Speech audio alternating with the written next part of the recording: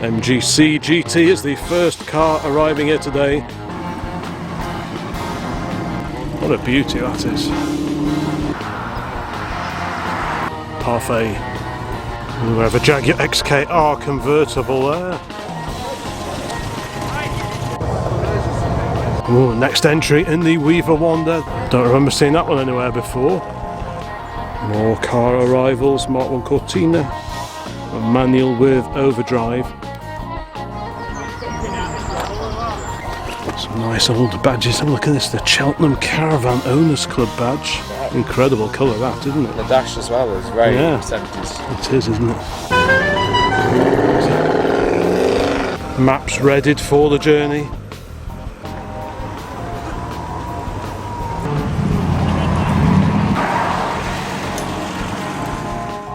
Hi folks, welcome to the Old Classic Car channel. Today it is Weaver Wonder Day, Weaver Wonder 2025, where a huge gathering of classic cars and some later sports cars will be traversing the lanes of Cheshire, starting here at Crewe Vagrants Club, heading off around the lanes for 2 or 3 hours and then congregating back at the Royal Oak pub, which is just a couple of miles away down the road from here. We're expecting some fantastic cars here today. The weather is set fair, so all in all I think we're going to be in for a good one. So let's go and amble in the general direction of that away and go and see some of the cars as they arrive here for the 2025 Weaver Wonder.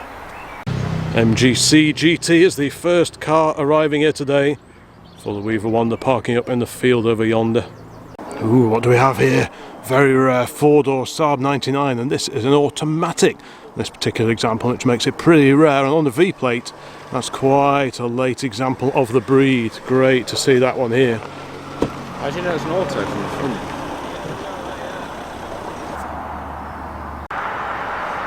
Triumph Stag coming in hot. I think there are 3 route options that entrants can choose this year. One is 50 miles, the other 2 are 75 miles, depending on how far you fancy travelling.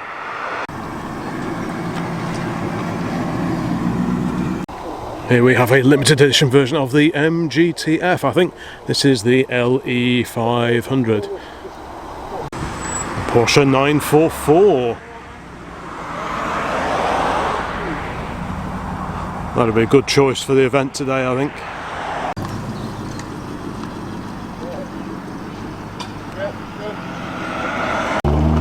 MGTF, Volvo Amazon behind that. Ooh, and Ford Granada behind that. So is it a 122S or it's a 123 GT? What a beauty that is. Happy memories of owning a 122S that looked identical to that. Same colour, also a 2-door. What a beauty that is. I do like that. And the mighty Ford Granada. Is it a 2.8i Gear X? Could well be. Sounds like the 2.8. Cars are starting to arrive now, and behind Renault I see a Morgan, one of Malvern's finest there, headlights ablaze.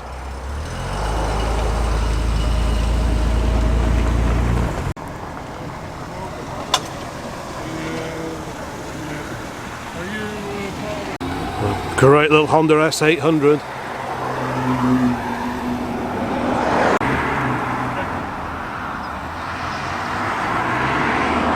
And here we have a Triumph TR4, roof down, ready for the sun that we've been promised. Bit of classic mower action over on the cricket pitch. Not one but deux chevaux. Fantastic, what a great pair. I love the beret. Bonjour. Complete with onions hanging from the rear view mirror as well. Parfait. A mighty Chevy pickup truck from 1966. This one lives close to my folks. We're gonna need a bigger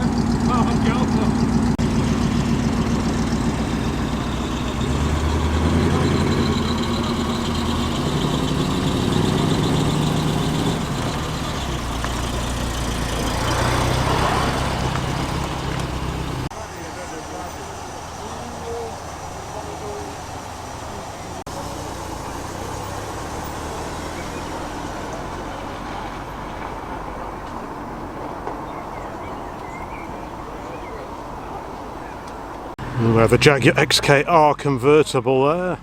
Lovely car, supercharged V8 under that low swoopy bonnet. And behind that, bright red Triumph TR4. Looks like we're going to have a good turnout of TR Triumphs and indeed Stags here today. And staying with the TR theme, we have a Triumph TR6 behind that. Fantastic. Several car clubs are going to be very well represented here today, I think.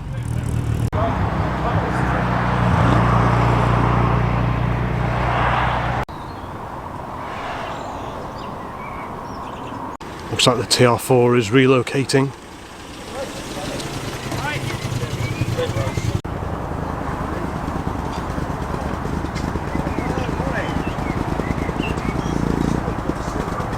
Looks like we've got a V8 powered Triumph TR7 over here, full rally car spec this one.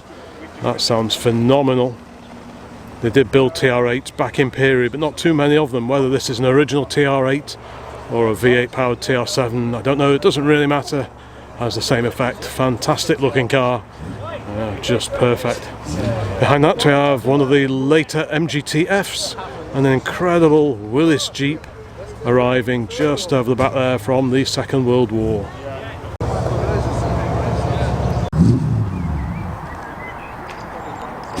Mazda RX-3, the rotary engine RX-3, not a common sight. That one's been in long-term ownership.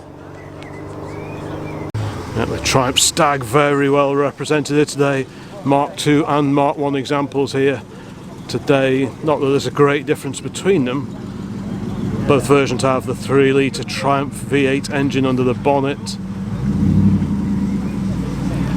Very sleek looking car indeed, I think. That's a Mark II going off the wheels and the shiny sill covers. And in the Stag's rear view mirror we have an MG RV8 and an MG midget behind that, and a 1964 Jaguar Mk2 that goes off over into the individual entries field over the way.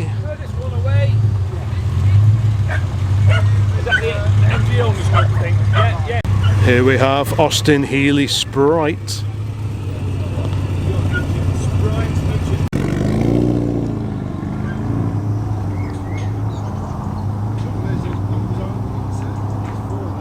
Talking of Austin Healey Sprites, another very bonny D-bumpered example here.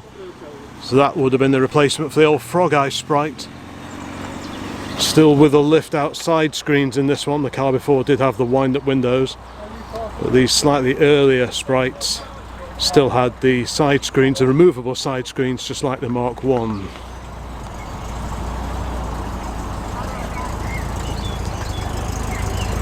There's an MGB GT just pulling in over there. We have a Mazda Unos, which was a Japanese market Mazda MX-5 Mark I.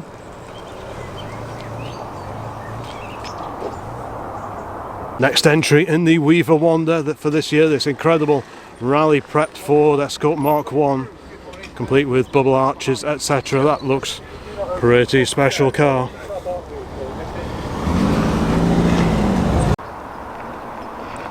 This BMW Z4 is one of the later sports cars also taking part on the Weaver Wonder this year. 1 year where we'll actually enter this event as opposed to just spectate at it. There's a much modified Mark I MX-5 in silver, the pop-up headlamps raised, very very low aftermarket wheels, pretty groovy looking car. I think my youthful assistant will approve of that one.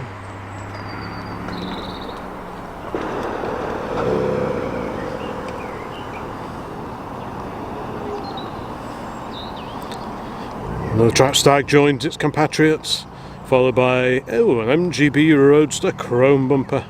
MGB Roadster in bright red, and there's an Old English white Roadster on wire wheels behind that. Cars pouring in now, another XKR convertible. I hear V8 next to me. This is a TV Archive era, also V8 powered, the white Triumph Stag, the Mark II. And a glorious Jensen Interceptor behind that. Big Chrysler V8 engine under the bonnet of that one. Lots of V8 action here today actually. A stunning car that is. That was the replacement for the CV8. MX-5 behind that, a Mark III. Lovely Alfa Romeo GTV, the GT Veloce in yellow, our favourite colour. Stunning Alfa Romeo GTV there, beautiful car that is.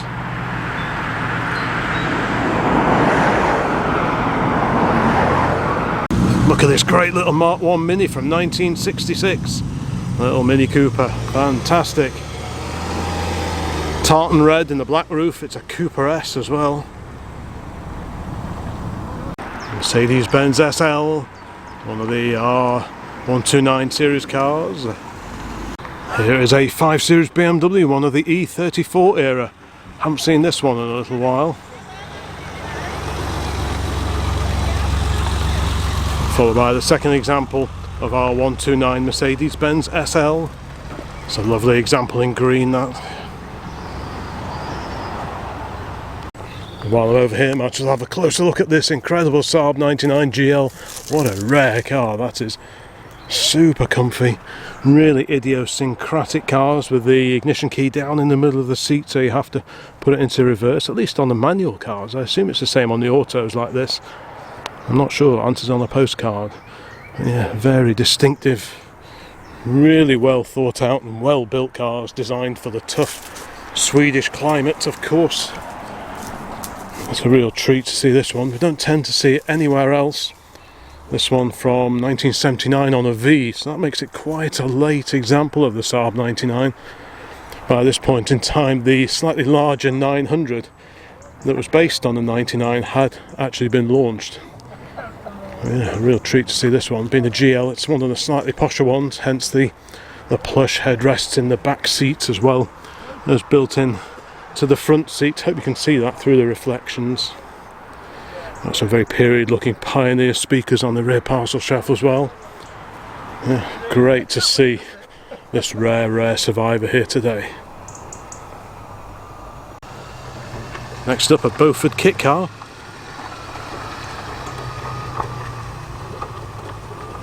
Now here's a rarity, a Triumph Herald Estate.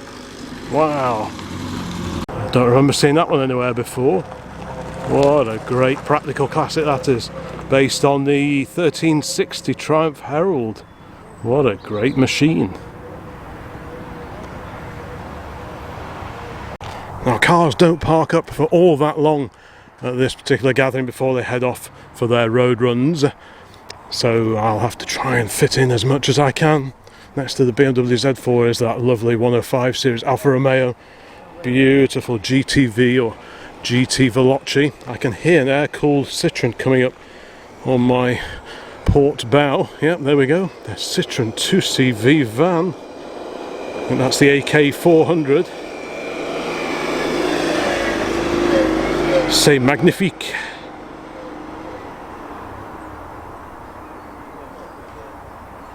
Yes, as I was saying, it's quite a small window to actually do a clip of every car here today, but I'll do my best. This is the 123 GT that we saw coming in before. So the 123 GT, this was the sporty version of the range. You had the 122S, which like this had twin carburetors, but this was a slightly higher spec, higher level of tune as well, slightly different cam.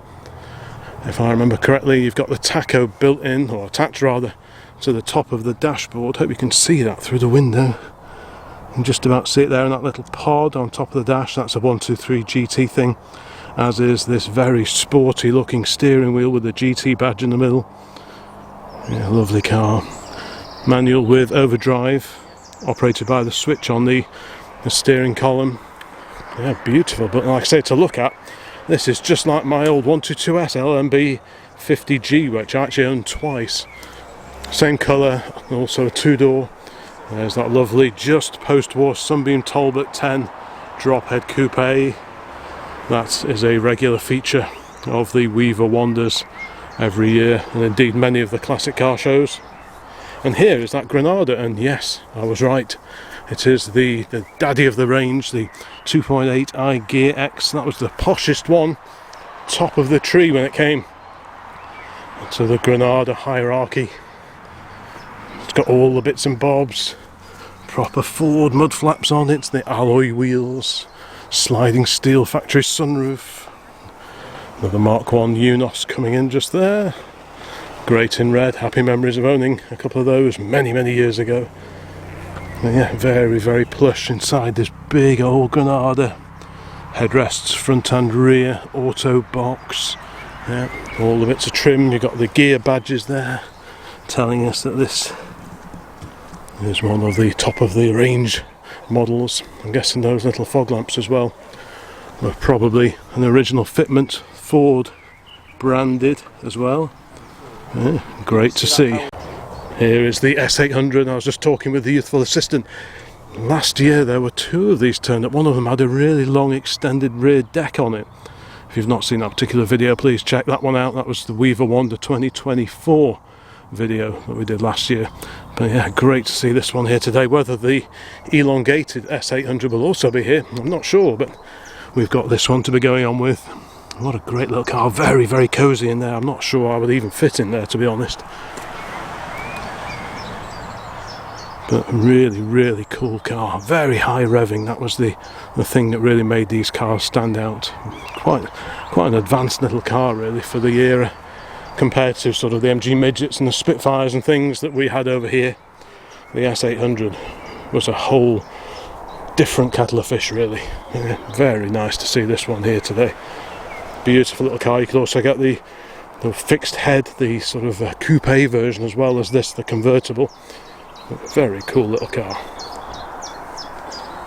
Right, I'll continue my amble along the row here, admiring TVR Chimera, Malvern's Morgan, and this fantastic little pair of Citroen 2CVs, a 2CV dolly here, and a bamboo edition alongside that.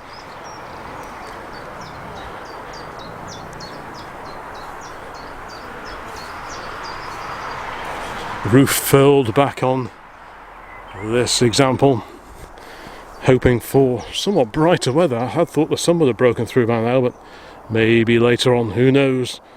But yeah, wonderful little cars these are.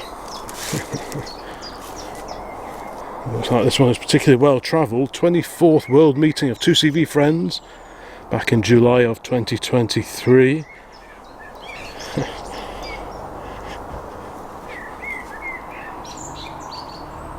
It's pretty cool to see that van come in before, which is just parked up in the row over the back there. Many onions. What's French for onion? Is it oignon? Oignon? I think, something like that. I'm having to drag into my O-level French, which was quite a long time ago now. Pretty cool to see those two Citroens here today, and the mighty Chevrolet pickup from 1966. So this is a long bed with the flare side, or fleet side body rather. Flare side, you've got the separate rear wings, and this is the fleet side, where the lines of the rear pickup body follow those of the doors on the cab, which gave it a much sleeker look compared to the older style flare sides. But huge load bay. I mean, you can fit a Mini in there, I bet. Incredible carrying capacity in these vehicles. This is one of the quite plush ones with these extra trims down the side. I forget what it was called, but I know these, not every one of the pickups like this had these extra trims on. It's really quite an eye-catching vehicle, that one. Next to that, great little Triumph TR4, beautiful colour as well on the Mini Light wheels. The centre roof panel removed on this one with the Surrey top, but yeah, lovely interior as well. Great view down the bonnet with that offset bulge to clear the carburettors. Beautiful car, this one, with luggage rack on back as well for a bit of added carrying capacity. No need for a luggage rack on this XKR convertible. Pretty handsome looking car, very comfortable way of doing any classic car road run, and it's for sale. Here, the good old Willys Jeep from probably 1943, plus or minus a year or two.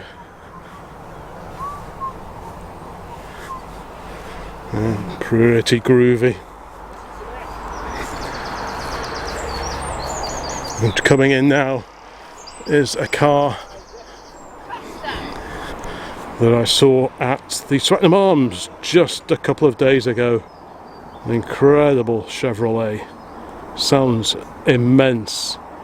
Really is quite something, that car. We'll have a closer look at that one later. You may have seen it feature in a couple of videos before. It's quite the eye-catching car, as is this Jeep, which we haven't seen very much of before.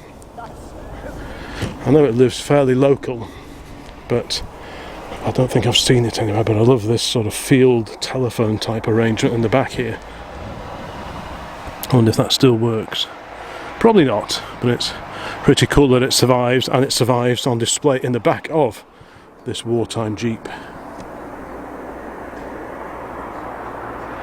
On the end of the row is this incredibly rare Mazda RX-3 with the rotary engine as originally designed by Dr. Wankel, W-A-N-K-E-L.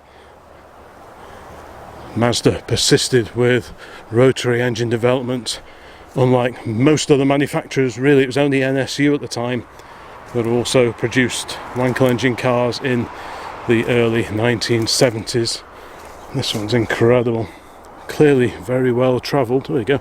Bit of information. Manufactured 1972, present owner for over 20 years, and one of only 6 left on the UK roads. A real rarity.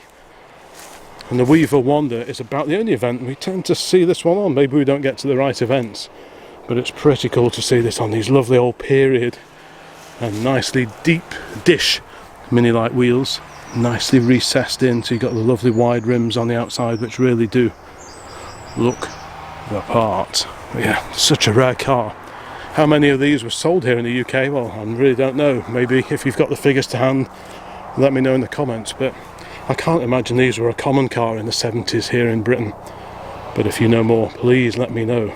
I don't remember them as a kid, that's for sure. Believe it or not, these Beaufort kit cars are loosely based on a Mini. I think that's a Mini sort of centre section, and then obviously different front and back and all that kind of thing. But the car that really catches my eye is this incredible Triumph Herald Estate based on a 1360.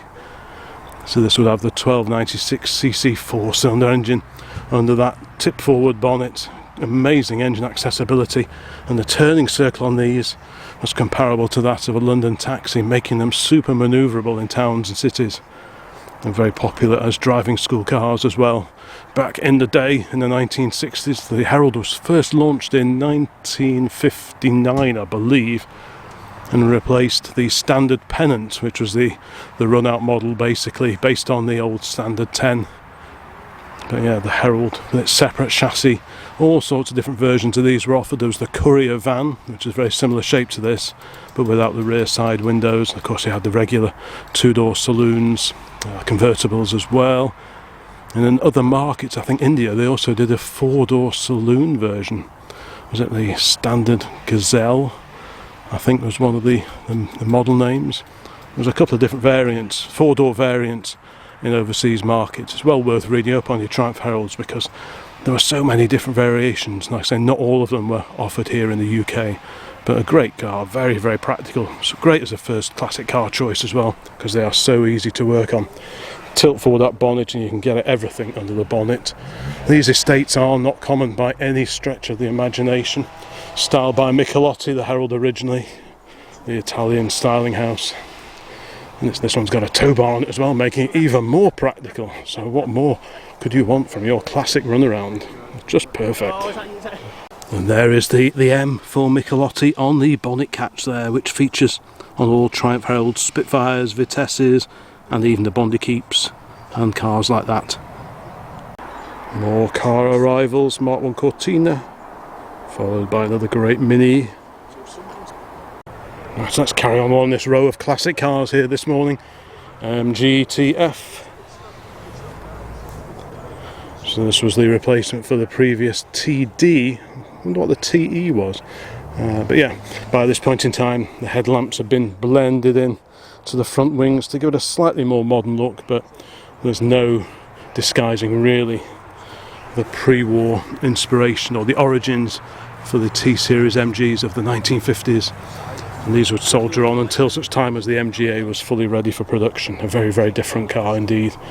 And here's that super little AK400 van, the Citroen air-cooled van. This one from the mid-1980s. So it's quite a late one, I suppose. These were made since the early doors, really, of 2CV production. Pretty cool vehicle, this one. The rear body very similar to that on the Citroen Acadian of the 1970s, which was based on the Citroen Diane, but all very similar under the skin. The Acadian has like opening side lockers on the side here. Yeah.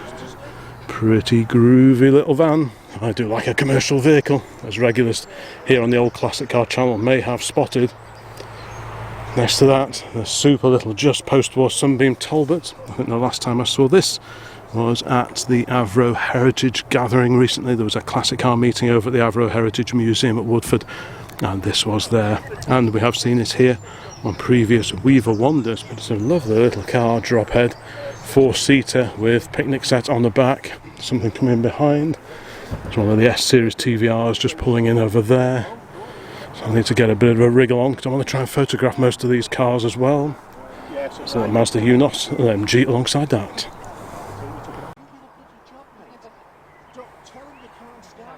Alright, let's have a look around the further reaches of the field here. There's that incredible E34 BMW, a Merc SL alongside that, a pair of MX-5s, slightly later than ours, and the Cooper S is getting a bit of a brush down. Quick check over.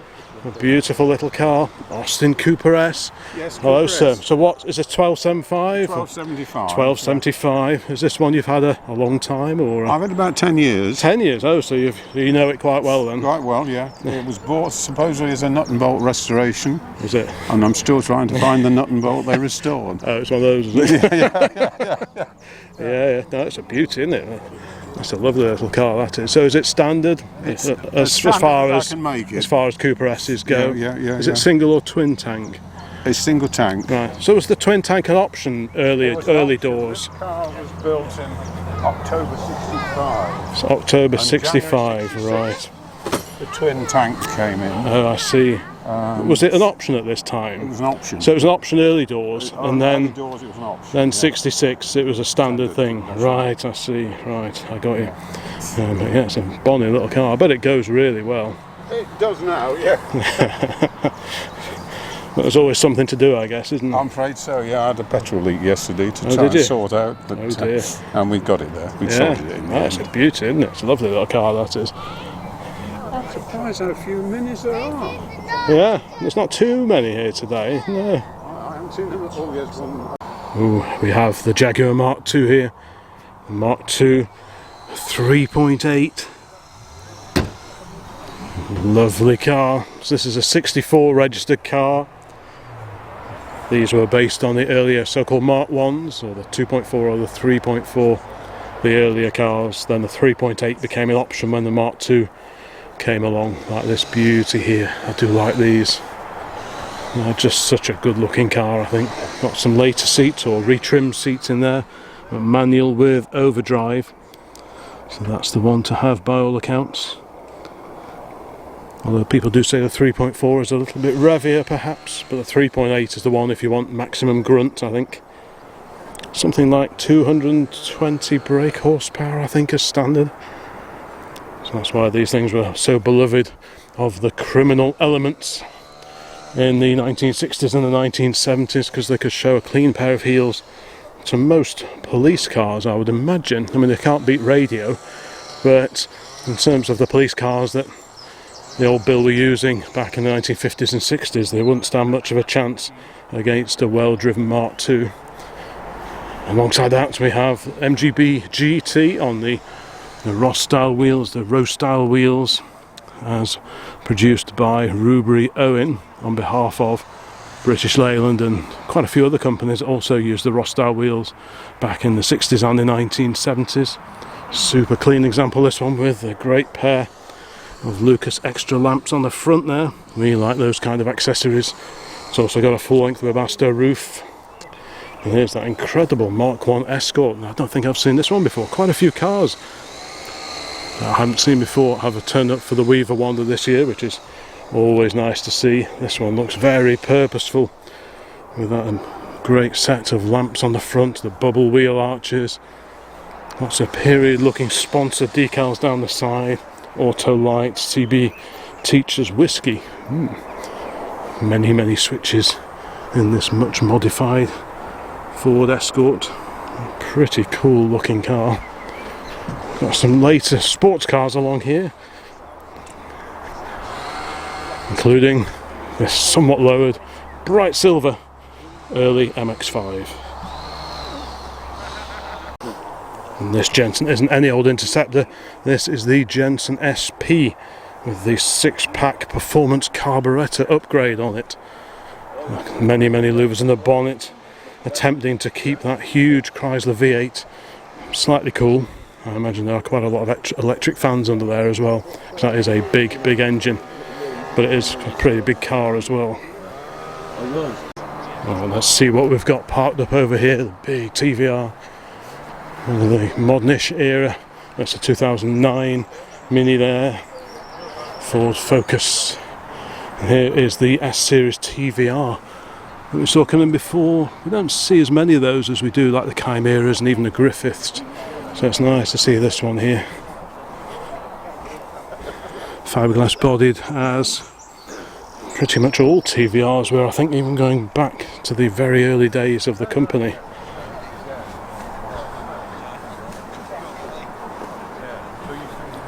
Next up, an Austin Healey, the BMW Z3M. This is a fairly early example of the Austin Healey 3000 due to the 3-litre straight six under the bonnets. This was a collaboration between Donald Healey and the Austin Motor Company. The engine is derived from that, found under the bonnet of several large Austin saloons. Probably triple carbs, I would have thought. Yeah, lovely interior. This is one of the fairly early 3000s without the wind-up windows, so they have this lovely curve to the top of the doors, which I've talked about before, which I really like.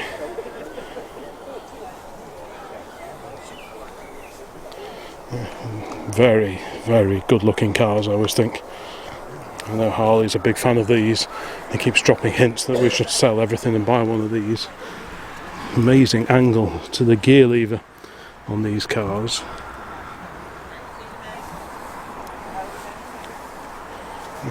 Beautiful shape.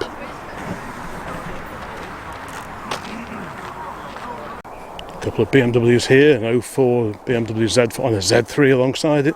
Very similar to a car we owned a little while back.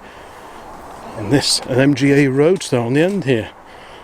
So I was talking about that MG-TF before, the red one over the back, saying that they carried on in production until such time as the MGA was ready. Well, this is the MGA that replaced the TF in the late 1950s. And this is a left-hand drive, so fairly safe to assume this is one of the many examples, probably the majority built actually, of MGAs that ended up going stateside and then brought back here in more recent times. That's the story with many of these sporting MGs, the MGAs, and indeed the TFs, the TD, the TC. Many of the cars we see at the shows we get to have spent much of their life in sunnier climes than the good old UK that we find ourselves in ourselves. But yeah, great looking car, and it's interesting to see it still in left-hand drive form. Another Citroën 2CV Arrive. Wow.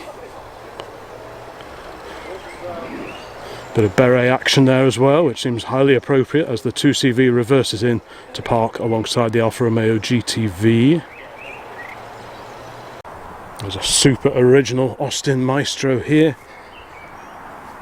Great to see these non-sporty versions of these once so common cars being preserved so nicely, complete with the original wheel trims even. That's good to see. The Cheshire Classic Car Club. I should probably join one of these clubs one day. Yeah, super original. So that's a 1.3. So that will have the 1275 A Plus engine, which was a mild update to the original A series, which can trace its roots back all the way back to the early 1950s and the Austin A30. Of course, by this point in time, it was transversely mounted, the A Plus. I can't remember what the differences are with the A Plus over the A series, but I think that awkward little bypass hose on the back of the cylinder head, that was a feature of the original A series, including in the original Minis. That was always a bit of a palaver to change. It was really hard to get at, so I think the A Plus version of the engine did away with that separate bypass hose. But if I've got that wrong, please let me know in the comments, but I think I'm right in saying that. There's that super Mark 1 Ford Cortina over here, a 4-door saloon. I have to have a closer look at this one. Very nice too, proper period radio in there. Really like that kind of thing. Yep. Manual change on the floor. Lovely trim, beautiful inside. How has that interior survived? That's just incredible. Lovely, lovely car. And behind it is that incredible Chevrolet Bel Air. This one, I had quite a chat with the owner of this one at the Swetnam Arms just a couple of days ago. If it hasn't done already, that will appear in a video here on the channel where I have a chat to the owner and we talk about it in a bit more detail. But yeah, it's quite the occasion whenever that turns up somewhere. And alongside it, an immaculate Beetle from late 1967 or early 1968. Bonnet propped open, and it's an automatic. Wow, that's got to be rare. So I'm guessing this is propped open, well, presumably for cooling purposes. I can't see any other reason why that would be like that. And another De Chevaux. Wow.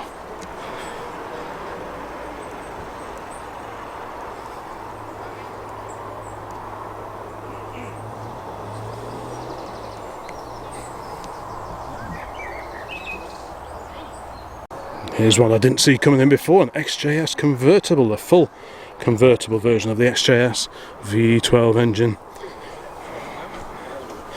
Oh, super comfy wafter, this one. I love the rotary dials in the centre there.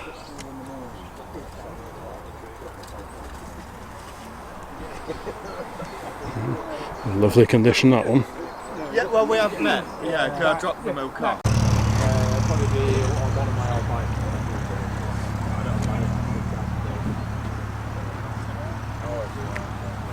Oh, DeLorean DMC-12. Stainless steel body and a V6 engine, mid-mounted.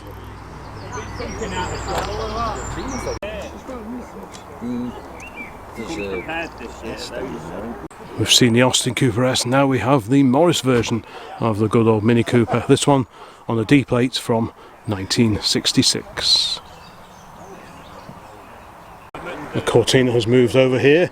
It's a 65 example and an incredible Jaguar Mk10, the 3.8 litre Mk10 Jaguar. Very distinctive two-tone colour scheme. I've not seen this one anywhere before. I'm trying to get in your photo. Yeah. Incredible car, huge car, amazing looking thing. Later replaced by the 420G, which had the 4.2 litre version of that straight 6 XK, and a bit of extra trim down the side. And also I think the 420G had a strip down the centre of the grille as well, whereas the Mk10 looked like this without a strip. Some nice old badges. Have a look at this, the Cheltenham Caravan Owners Club badge. Haven't seen one of those before. The JEC, I think there's one of those back at base, the Caravan Club. RAC and AA badges, and the Rotary Club in the centre there. But yeah, great car. It's great to see quite a few cars that we haven't seen before anywhere. I have to stand back a bit to get this fully in shot. Huge cars. If you look down the side, the curve on the doors is just incredible. The downside of these cars is that they don't tend to fit in a regular sized garage, which is why they don't really survive in huge numbers, because most of them have had to live outside, which is never the best thing for any older car. So it's really cool to see this one, and indeed on its original registration number as well. The number plate pirates haven't got to this one, which is good. But look at the huge wood dashboard in there. Hope you can see that. There's a lot of reflections through the glass, but hopefully you get the idea. And you've got the Jaguar Mk2 on the front. And alongside that, there's that bright red Citroen 2CV. It's certainly neat that there are so many 2CVs here today, including that van. Roof partially rolled back on this example with a fly screen. Not seen that before. Looks like this one again is very well travelled. Lots and lots of international gatherings for Citroen 2CV fanatics. Deutschland, der Freunde des 2CV, however you pronounce that. Certainly gets around a bit, this one.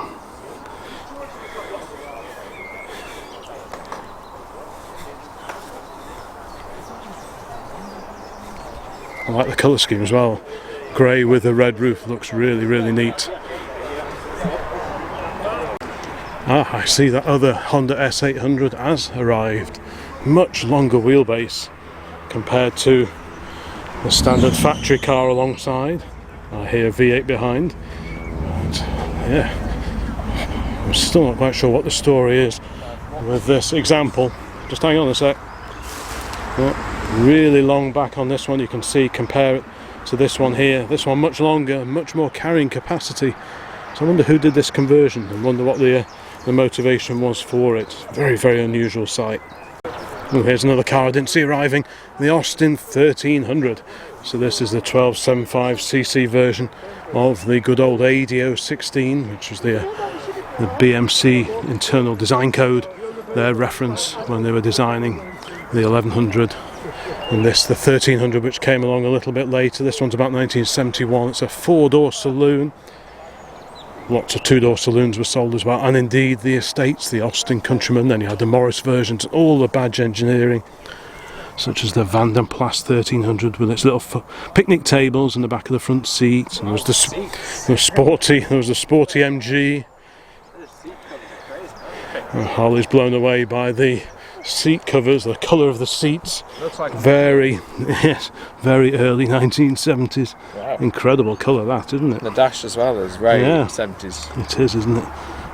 All very, very 1970s. These things were so prone to rusting, especially around here where the subframe mounts on the back behind. I don't know, there must have been there was lots of sort of rust traps and mud traps, and the subframe mounts on here, and they would often rot out around here, the subframe, and indeed where the subframe bolts on, sills, wheel arches, all that kind of thing. If you pick up like one of the DIY car magazines of the 1960s, people were patching these things back together just after 5 or 6 years. Central exhaust pipe. Yes, centre exhaust pipe, that's a standard thing. I've never seen that. Yeah, it's pretty cool. 239. Here is that DeLorean. Looks like it covers a few miles, looks like a well-used example. Yeah, brushed stainless steel bodywork on these, built in Northern Ireland. A design dreamt up by John DeLorean with input from Lotus in the handling department. The engine was the PRV, the Peugeot Renault Volvo V6 unit, and that was shoehorned in the back. Well, I say the back, it's more mid-engine, I suppose. Yeah, quite a well-known cars. They featured in the Back to the Future films. That's what made them famous. Gull wing doors. Pretty bonkers looking car, pretty crazy looking car. Didn't really sell in the numbers they imagined. A lot of them went to the States, but with a V6 engine in the back, perhaps it didn't really have the shove that the design maybe suggested. And it wasn't too long before the whole enterprise collapsed. So I'll quick peer in through here.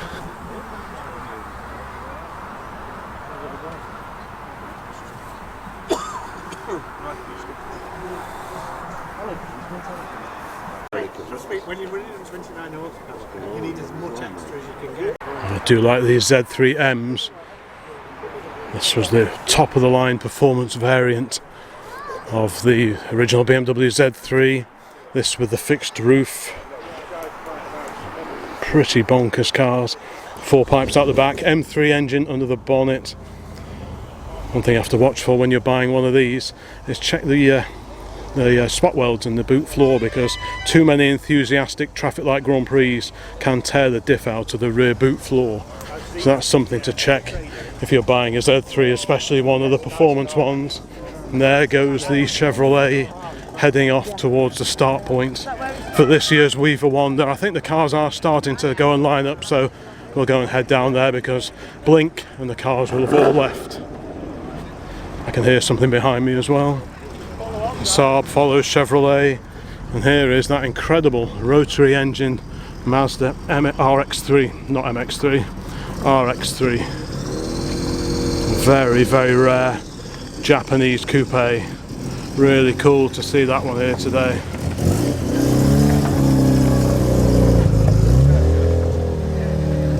A couple of spare tyres for the MX-5 perhaps. Yep, so the first 4 cars are lining up, waiting for the flag to drop.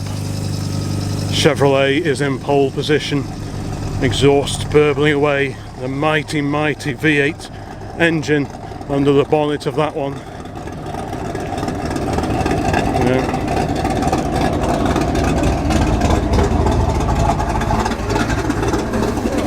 Incredible looking car, that one.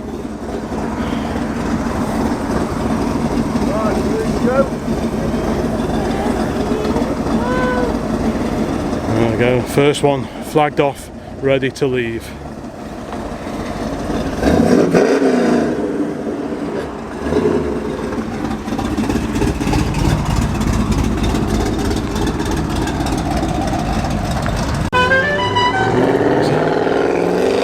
There's a SAAB 99 in the wake of the mighty Chevrolet.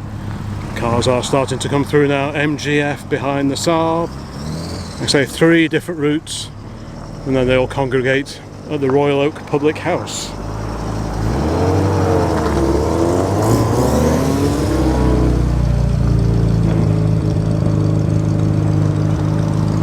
Very neat old Chevy, followed by the 65 Ford Cortina Mark 1 and the Morris Mini Cooper behind that.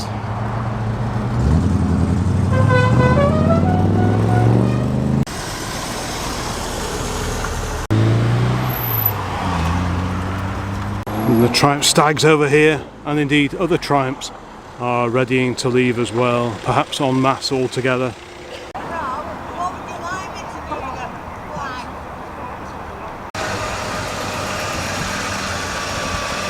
Maps readied for the journey.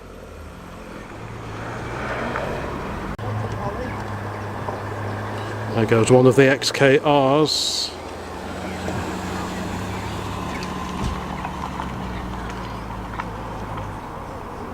Mark 1 MX-5. The Jaguar Mk2 has just stopped in the background. Harley was asking me which car we've seen today would be my choice to actually take part in the Weaver Wonder, and I think this Jaguar is probably pretty near the top of the list. And that'd be a very agreeable way to drive around this morning. And there's that incredible DeLorean.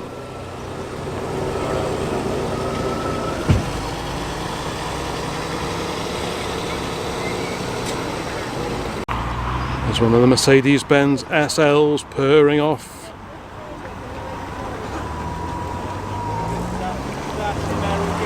And there's that great little Austin Cooper S. Followed by TVRS.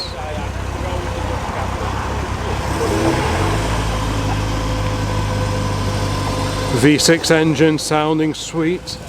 And there's the immaculate E34 BMW 5 Series. Lots of work been done to that one recently to keep it looking immaculate. This is a car I used to see quite regularly at the Crew Heritage meets when they were a thing. Yeah, it's a lovely example, that one. And there is the Z3M on its tail. Pretty wild ride, that one.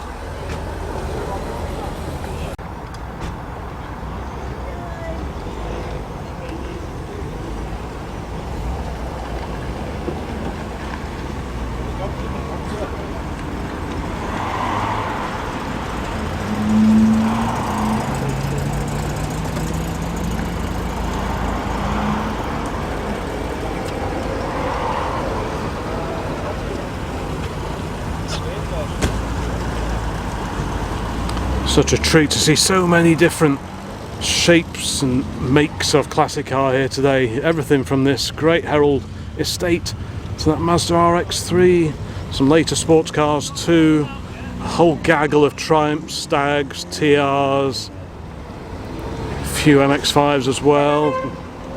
There's that lovely MGC, the first car to arrive here today. Beautiful example, that one. And I can see a whole gaggle of MGs and Triumphs now heading towards me. There's the MG-TF, Triumph TR4A,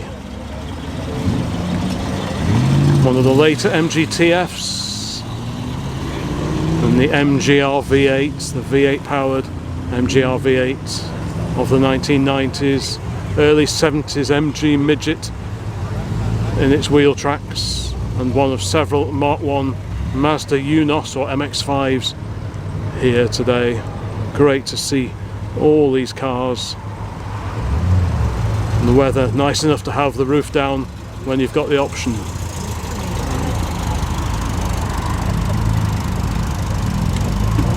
Triumphs pouring through now on the right hand side.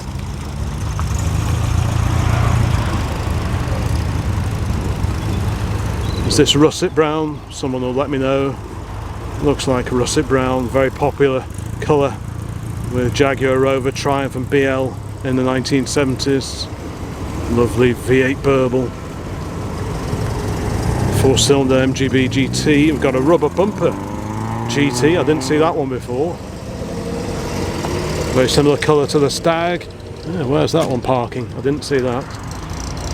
Got some later sports cars, a Porsche there, and the incredible Jaguar Mk10. There's that 123 GT. Beautiful car that. I very much like that one. And an increasingly rare Ford Granada now, the 2.8i Gear X. Beamer Z4. Renault from 2010. And that super tidy Maestro there. This one gets to quite a few of the events that we visit. It's a very bonny car. And oh, here are all the 2CVs departing en masse. Yep, super duper.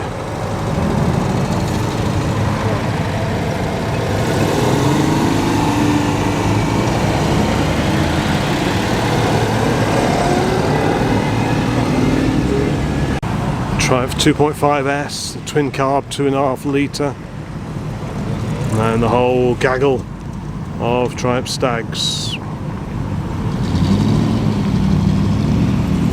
Very distinctive engine note. I wonder if any of them have got the Rover 3.5. Lots of these were converted to Rover 3.5 litre V8 engines back in the 1980s and 90s, and lots of those cars have been returned back to Triumph running gear.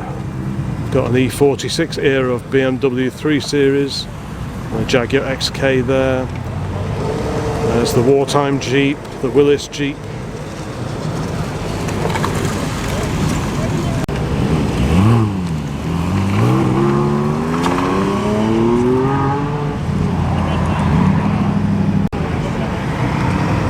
There's the left-hand drive MGA, a little silver Mini, one of many Minis here today. Ford Focus, the RS. 2002, so that's 23 years old now, would you believe it? Just wait for this to move out of the way, and there we have MG-TF. And Z3 behind that.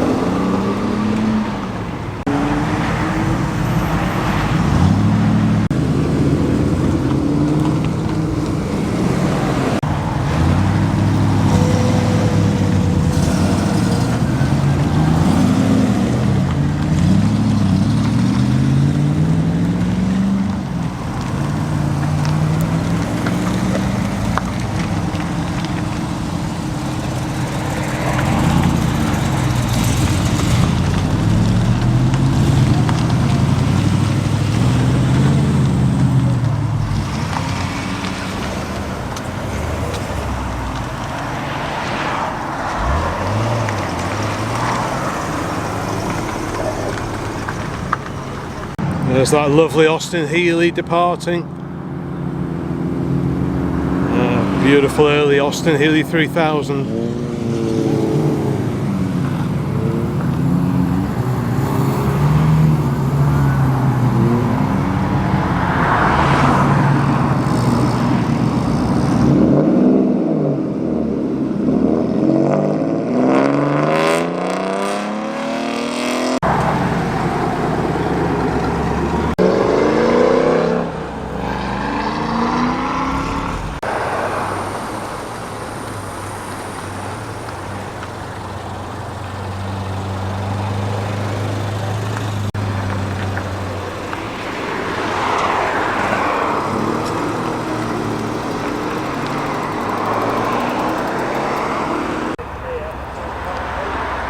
Next to depart, one of the Austin Healey Sprites from 67 or early 1968.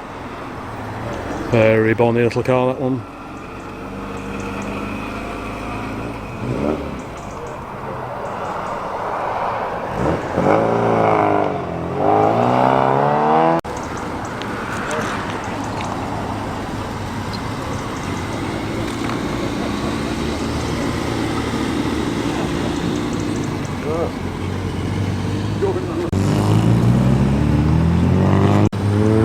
This is the elongated Honda S800.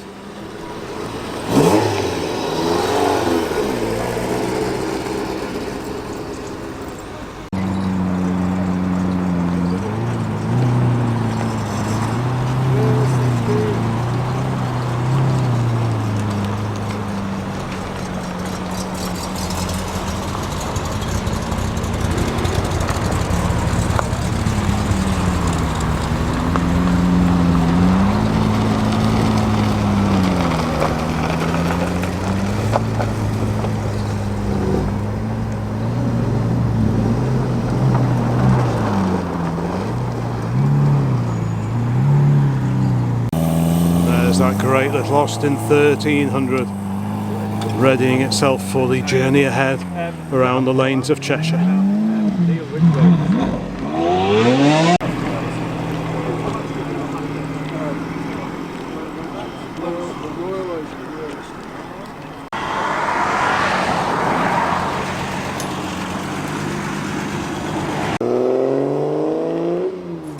And with that, the last of the classic cars taking part in the Weaver Wonder this year have headed off on their runs.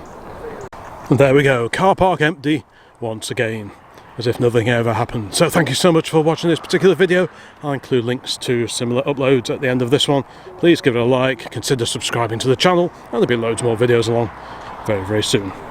So bye for now.